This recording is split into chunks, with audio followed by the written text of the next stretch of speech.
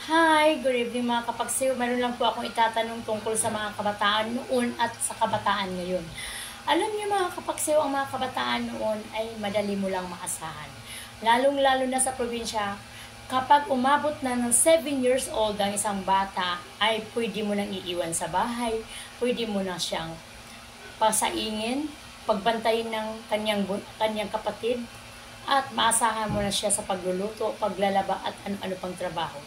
Pero ngayon mga kapagsew, ang mga kabataan ngayon ay ang hirap. Hindi mo sila kayang pagsabihan, wala silang alam, lalong-lalo na sa mga kabataan na padamay sa mga kabataang lakwat sa doon, lakwat sa dito, wala silang alam. Dito sa atin mga kapagsew ngayon, lalong-lalo na sa Maynila, ang mga kabataan ngayon, 7 years old, ay baby pa.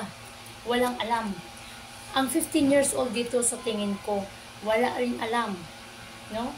Pagala-gala lang, pabanjing-banjing lang, pa-cellphone lang. Pero, kung tutuusin, alam na nila lahat yun.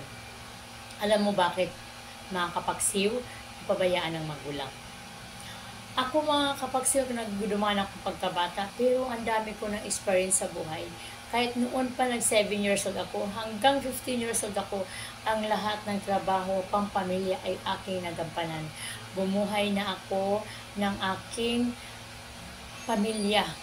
Alam ko na kung paano ko ibuhayin at kumita ng pera sa pamagitan ng maayos na pamaraan. Kaya mga kapagsiw, sa panahon ngayon, napakalayo ang kabataan noon at kabataan ngayon, sobrang layo. Mayroon 15 years old ngayon, hanggang text, cellphone, kung anong ginagawa sa buhay. Hindi marunong magluto, hindi marunong magsaing, hindi marunong lahat. At saka, hindi sila tulad sa atin dati na ang mga trabaho na pampamilya at pambahay ay nakasulat sa papel. Ito yung unang uunahin ko, pangalawa, pangatlo, pang-apat ang gagawin ko. Kaya ngayon, wala talagang ganun mga kapagsiw na mga kabataan nga naglilista sa kanilang mga trabaho mula umaga hanggang hapon. Alam niyo mga kapagsiw, sa totoo lang na-encounter ko ang mga kabataan ngayon. Kapag inutusan mo sila nagsasalitang mag-isa, ikaw na pala ang patamak nila. Kaya grabe. Mayroon pa ako encounter mga kapagsiw, pag inutusan mo, kapag hindi na utusan ng isa, sasabihin siya naman kasi ako kanina pa. Grabe, marami kong nalalaman at na-encounter sa mga kabataan ngayon. Kapag inutusan mo, hindi nila pinapakinggan, umaalis na hindi nagpapaalam. Akala mo sumunod sa'yo, yun pala wala na sa harapan mo. Kaya mga kapagsew, iba talaga ang bagong henerasyon ngayon.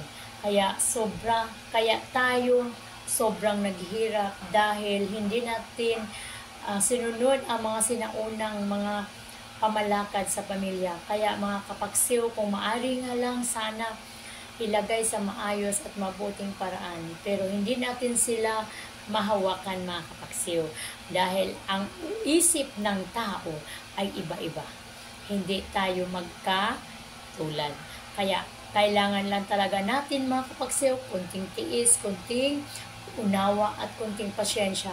Kung ayaw naman nila sumunod sa atin, nasa kanila yon. Basta tayo ay isang ina, magulang, ay hindi tayo magpapadala. Kaya, thank you very much sa lahat na nanonood sa aking mensahe ngayong gabi. Kung ang mga kabataan ay ang laki ng difference noon kaysa ngayon. Kaya, panoorin nyo ang aking message sa gabi ito. Thank you very much for watching. Bibi at Gabasa. Paki-like, share, and follow. Thank you very much and good evening.